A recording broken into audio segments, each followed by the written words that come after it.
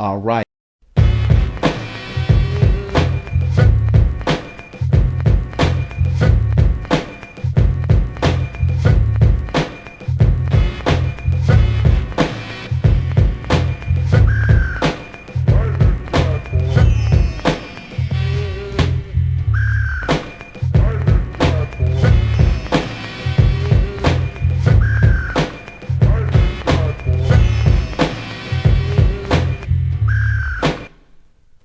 Welcome back. It's the NFL Exporter live on Raw Radio. You're listening to the Exporter Sports Talk Show.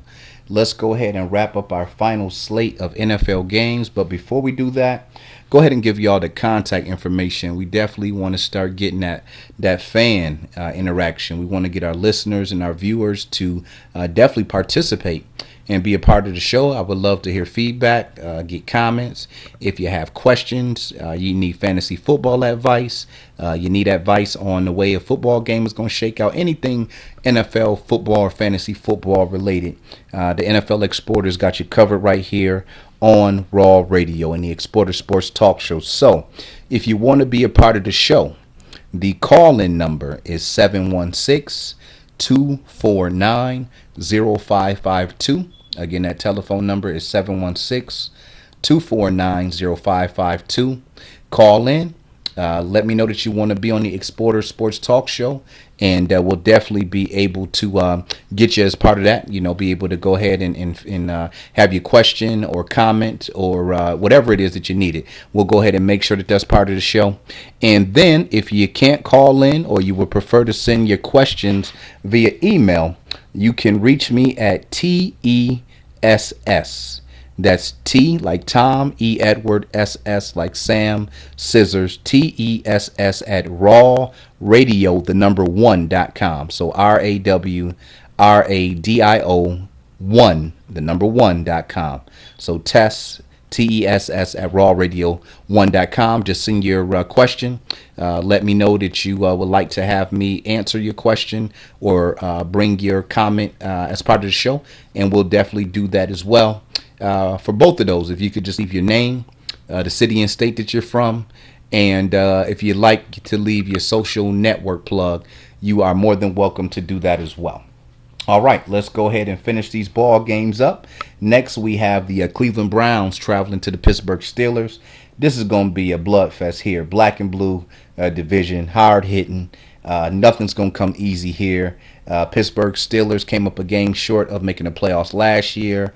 On the offensive side of the football, you know, Big Ben Roethlisberger is definitely still one of the best in the business. Now, the Steelers passing game is a little bit more suspect than we've seen in past years. The only returning player, and he's definitely a good one, Antonio Brown, had over 100 catches last year, almost 1,500 yards. But outside of him, you have veteran Heath Miller at tight end.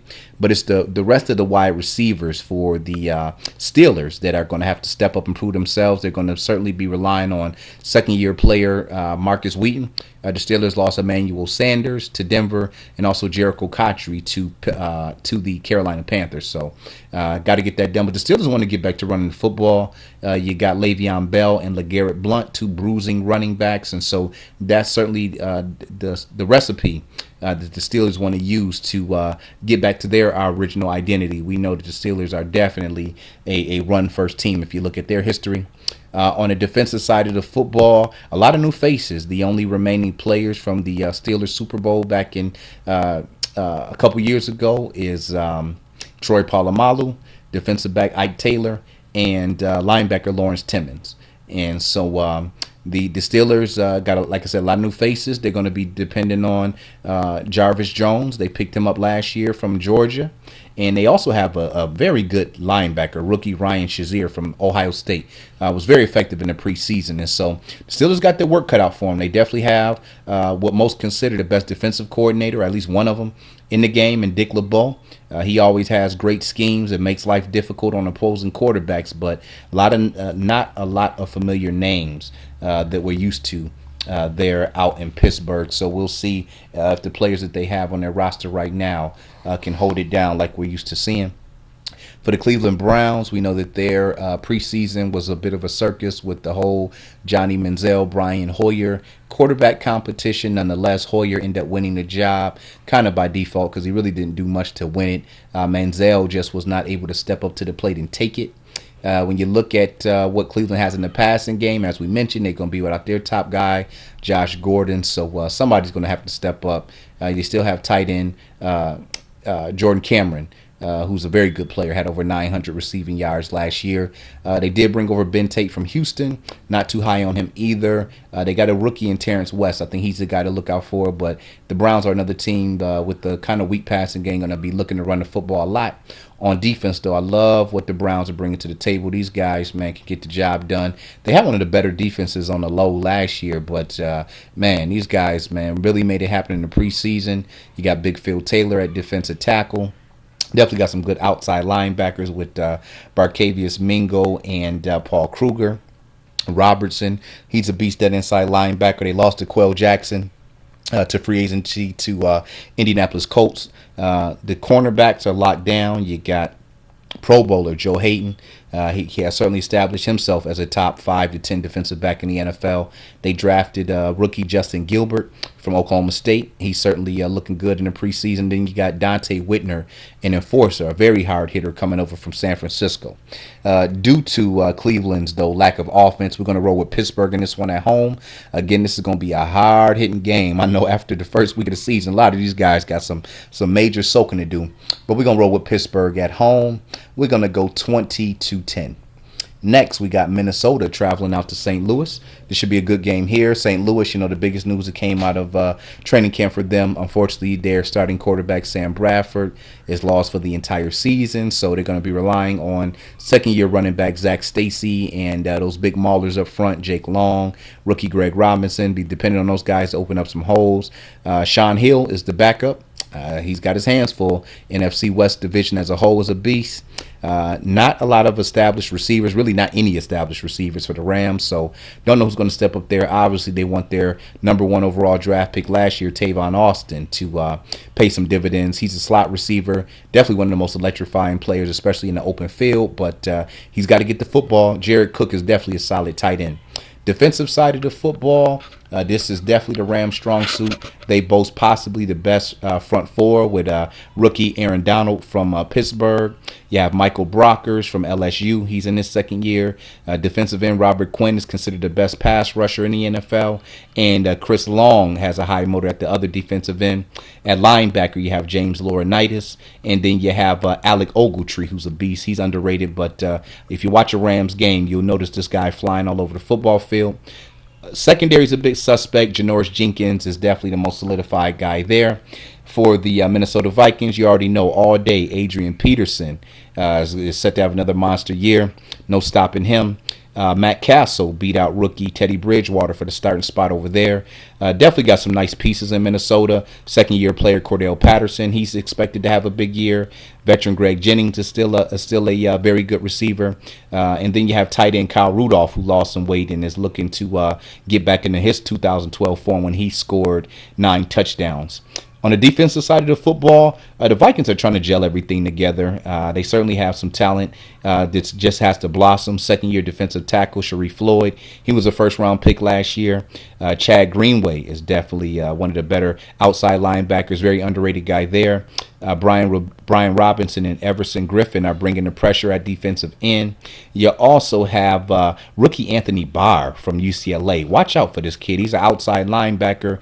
Clowney and Khalil Mack got all the media attention for the draft, but this kid Anthony Barr, he's a beast, man. I like his upside. I think that he is going to have a stellar rookie season if he can make the adjustment as far as the physicality part of the NFL goes. The secondary, they brought over Captain Mullerman from the Carolina Panthers. You got a second-year guy and Xavier Rhodes at one defensive back. And then they have at safety third-year player Harrison Smith. I like him a lot too.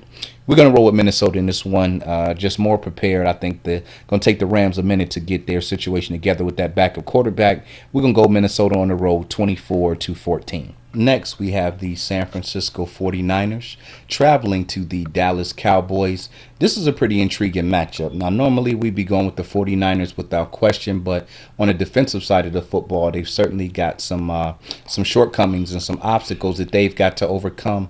They're going to be without their top pass rusher and definitely one of the best pass rushers in the NFL, and Aldon Smith. He's going to miss the first 9 games with a suspension. They're going to be without All-Pro Navarro Bowman, an inside linebacker. They have 2 new defensive backs, and then they also lost their defensive tackle Glenn Dorsey to injury for the year. And then we mentioned earlier, another defensive tackle, Ray McDonald, has a domestic violence case on his hands, so he may miss some time very soon. And so that 49ers defense, who we've come accustomed to seeing to being very dominant, they certainly have some adjustments to make, but without question, you still have All-Pro Patrick Willis, defensive end Justin Smith, outside linebacker Ahmad Brooks, and Eric Reed is definitely a good safety in his second year. They also brought over Antoine Bethea from the Indianapolis Colts, savvy veterinaire. For this year, the 49ers offense is going to have to carry the load till that defense can get back up to full speed. Should not be a problem. Colin Kaepernick struck a big contract in the offseason. Got all the weapons around him. You got Anquan Bolden. You got a healthy Michael Crabtree. They brought over Steve Johnson, who had been a #1 receiver for years out in Buffalo. You got a top 5 tight end in Vernon Davis. Frank Gore, still one of the best running backs in the NFL, and a beastly offensive line that just got a little bit better. They were finally able to come to terms and agreements with their guard, Alex Boone. When you look at the Cowboys, it's all about offense out in Big D. Ironically, the case that is. They've got Tony Romo. Now, he went through back surgery in the offseason, so certainly going to be looking out to see if his back can hold up once he starts taking some hard hits. Then they're going to be relying on the running game a lot more. You got DeMarco Murray, very talented running back. If he can stay healthy, he's kind of dealt with some nick and nag injuries over the years. He certainly can have a big year. Dez Bryant, definitely a top 5 wide receiver. There's no question about that. Jason Witten, he's a future Hall of Famer and tight end. And you got a good young wide receiver in Terrence Williams at the second wide receiver across from Dez. Cowboys' offensive line has certainly got better. And on the defensive side of the football, that's where the problems begin. And that is where the problems end. They lost DeMarcus Ware in the offseason. They lost their best linebacker and playmaker, Sean Lee, to an ACL injury. They lost their defensive tackle, Jason Hatcher, although they did bring in Henry Melton from Chicago. So they're going to need Anthony Spencer and Bruce Carter to step up at that linebacker position and make some plays. The secondary, they're going to be without 2 of their defensive backs for 4 weeks. Both guys got caught with the performance enhancement drug policy. So Morris Claiborne's got a lot of pressure on him. He hasn't done much since coming out of LSU 2 years ago. And the safeties for Dallas, I'm not sure if any of us know who they are. That Cowboys defense on paper looks amongst the worst in the NFL. Definitely going with the 49ers on this one on the road, 34-27.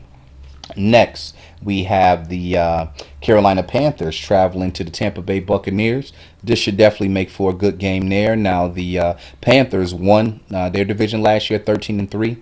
Don't see them doing that as well. Cam Newton, he's got to get healthy. He was trying to get back to 100% after ankle surgery in the offseason. Has a back contusion and bruised rib or cracked rib. So certainly want to see how that's going to affect him. Nonetheless, he's got a lot of pressure on him this year.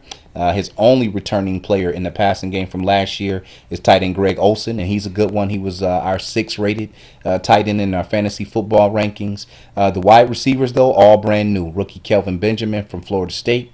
He looked real good in the preseason. It'd be interesting to see what type of year he can put out. You've got veterans Jericho Cotchery and,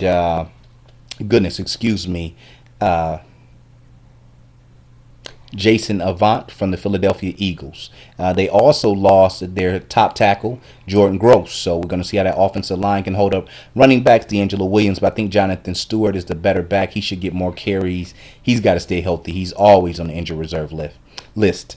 On the defensive side of the football, definitely a strong suit for the Panthers. We talked about Greg Hardy, so at some point he is probably going to miss some time with the domestic violence incident. Nonetheless, him and Charles Johnson are one of the top 5 pass rushing duos in the NFL. Star Luatelli is a big-time defensive tackle. You got returning defensive player of the year, Luke Kelce. Thomas Davis is definitely a very good outside linebacker. The secondary is a concern. Not a lot of name guys. They definitely need that front seven to step up and play big time like they did last year to kind of make amends for that makeshift secondary.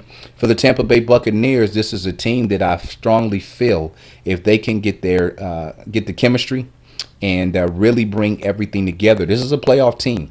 They got a brand new coach in Lovie Smith. You remember him from his days for the Chicago Bears. So I know he's bringing some discipline, and more than anything, he's bringing that defense over there to Tampa. Excuse me. On offense, they went out and got Josh McCown at quarterback. He's definitely got the pieces around him. Running back Doug Martin is looking to get back in his rookie form when he ran for over 1,400 yards. You got a couple solid wide receivers. Excuse me. Let me give Vincent Jackson his props. He's a big-time wide receiver. He's averaging about 1,300 yards and 9 TDs a year since he came over from San Diego back in 2012. And then rookie Mike Evans is a guy that I think is going to have a big year out for the Buccaneers. He's 6'5", has good hands. I mean, this guy definitely moved up the draft charts at the scouting combine. And then when you look as well on the front lines, I like that they made a trade to get Logan Mankins to help solidify that front line. They lost Donald Penn to free agency. He was the starting tackle, a blue chipper. They lost him to the Raiders. And then Carl Nix had to retire due to some injury. So Logan Mankins coming over from New England should help stabilize that front line a lot. On the defensive side of the football, you're looking at Gerald McCoy at defensive tackle. They got Michael Johnson from the Cincinnati Bengals. He's a guy who can get some pressure. And Adrian Claiborne has continued to improve. You got Levante David at linebacker. He was a beast last year all over the field. I like the safeties with Deshaun Goldson and Mark Barron, two hard hitters who can also do a good job in pass coverage. Golson's got to clean his act up. He's starting to get a label as being a dirty player. And I know that he's a much better player and individual than that. With all that being said, the games in Tampa, man, we're going to roll with Tampa at home. This is going to be a close one, though. We're going to roll with Tampa 20-17. Next, we have the Indianapolis Colts making a trip out to Denver. Should be a very exciting game. You know that this one's going to have a lot of passing. More than likely, it's going to be a shootout. No need to get in depth with Denver. The biggest thing we know with them is that they lost Wes Welker due to performance enhancement drug. That offense led by Peyton Manning, obviously a well-oiled machine. Defensive side of the football, Denver definitely made some nice upgrades. Went out and got DeMarcus Ware, pass rushing specialist from Dallas. Von Miller should be back healthy. I like the tandem of them getting after the quarterback. Went out and got Aqib Talib. He's considered a lockdown corner. Got him from New England. Brought in T.J. Ward, a very good safety from Cleveland. When you look at the Indianapolis Colts, Andrew Luck obviously is continuing to become one of the superstars in the NFL. Certainly got some good weapons around him in his third year. He's got T.Y. Hilton. He's a guy who can blow the top off of coverage with his speed. He had brought in Hakeem Nicks from New York. He'll be working the middle. And then Reggie Wayne, the savvy veteran, is back from an ACL injury. Looked good in the preseason. Certainly expect for him to continue to do his thing. He's always one of the most steadiest receivers. He's basically the AFC version of Larry Fitzgerald. Speed was never his calling card, but route running, hands, everything else that you need, this guy's got it. The problem for the Colts right now is that running game. Trent Richardson or Ahmad Bradshaw have not been able to get things rolling there.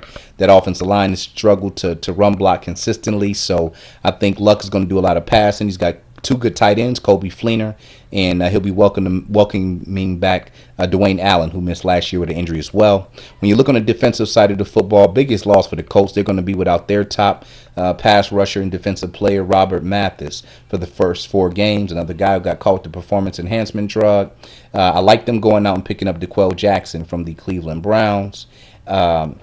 Eric Walden's a good fit. He's been a mainstay there for some years at outside linebacker. Vontae Davis is a good defensive back. LaRon Landry is a hard hitter at safety. With all that being said, we're going with Denver at home. I think with Wes Welker being out the lineup, and also remember Denver's without their kicker, game could be a little bit more closer than what we think. But I think without Robert Mathis in the lineup, the Colts have to figure out a way to get to Peyton Manning. He gets rid of the ball quickly on GP anyway. But if he has all day to pass, he'll pick this defense apart. We're going to roll with Denver at home in a shootout, 40-28. Next, we have the New York Giants. They're taking a trip out to the Detroit Lions.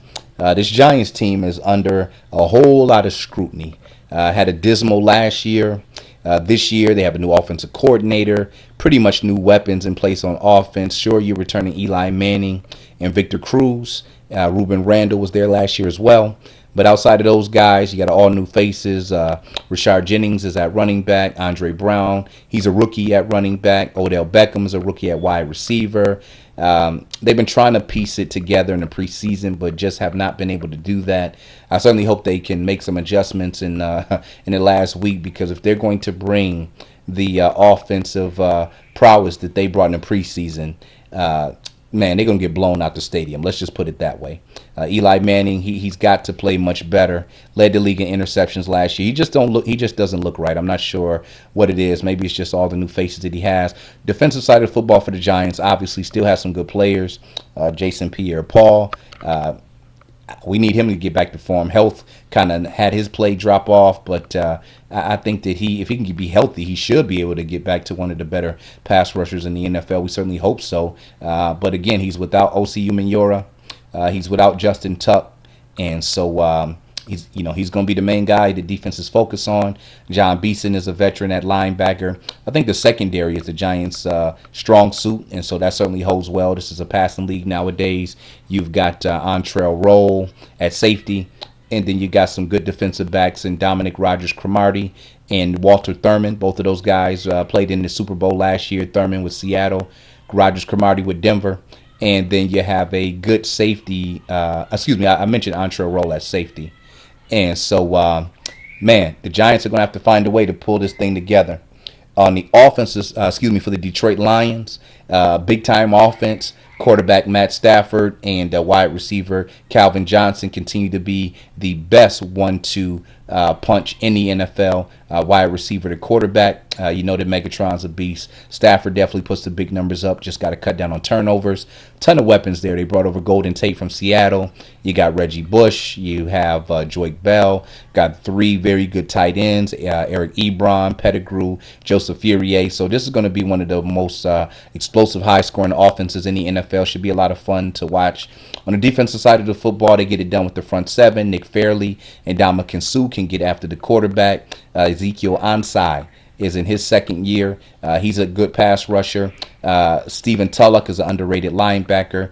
DeAndre Levy, his name is starting to get out there. He was one of the top 100 players on the NFL Network's top 100 player countdown. The secondary is my concern. That's an area that they've needed to address for years and just have not done that. They brought over older veteran Rasheem Mathis. You have second-year defensive back Darius Slay. They lost Louis Delmas at safety, so I think in the end, the secondary is going to end up being the weak link for this Detroit team. But on this day, they should have no problem handling these Giants. We're going Detroit at home, 34-20.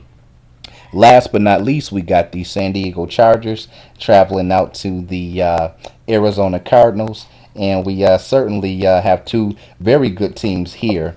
Last year, the Cardinals finished the season at 10-6, but were not able to get into the playoffs. That goes to show you how deep that the NFC division is, and then they're in the same division with San Francisco and Seattle. And so with that being said, you got Carson Palmer at quarterback. You have 2 very good wide receivers. Let me say that. You have a great wide receiver in Larry Fitzgerald. You have a good young receiver in Michael Floyd. They brought over Ted Ginn Jr. from the Carolina Panthers to be the 3rd receiver, give them some speed vertically down the field. Andre Ellington's in his second year. They said he's going to be the workhorse for this offense, and so he's a guy who's going to have to step up to the plate. He certainly can get it done running. He's a good pass catcher out the backfield. He's got top-end speed. I think the thing we have to watch for the Cardinals is that offensive line. They've been inconsistent in run blocking and pass blocking. On the defensive side of the football, certainly have a couple losses. They lost defensive tackle Darnell Dockett to an ACL injury. He'll be out all year.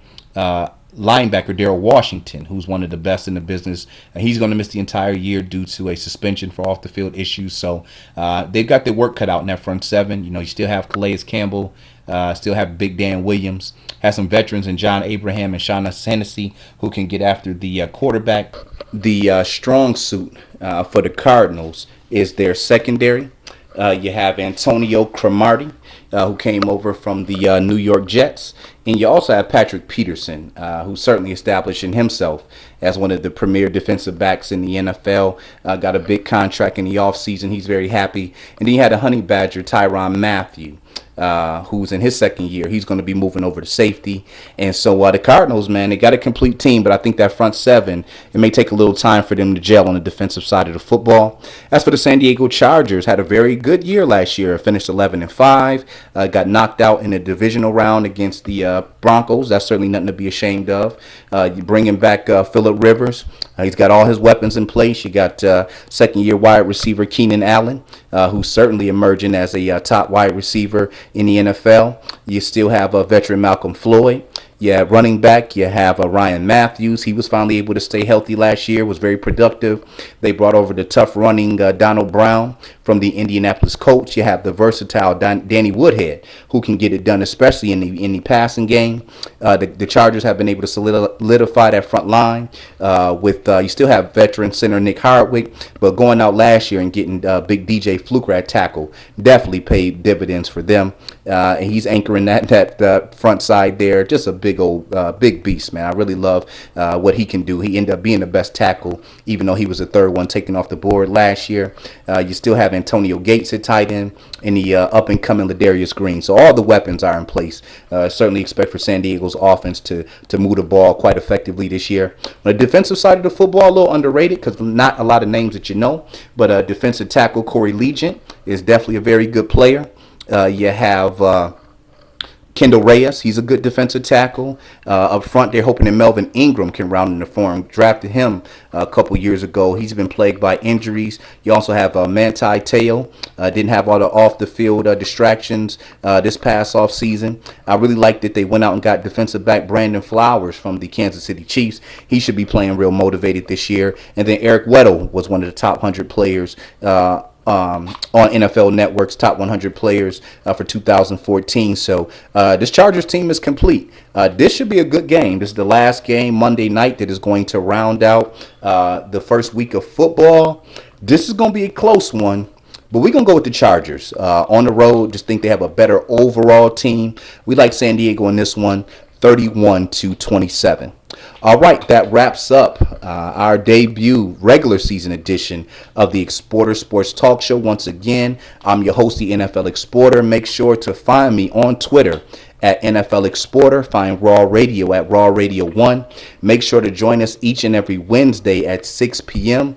And if you happen to miss the show, definitely check the YouTube channel, NFL Exporter. Again, that's NFLExporter. Again, if you want to call in and be a part of the show, you can certainly hit us up at 716-249-0552, or you can email us at tess@rawradio1.com.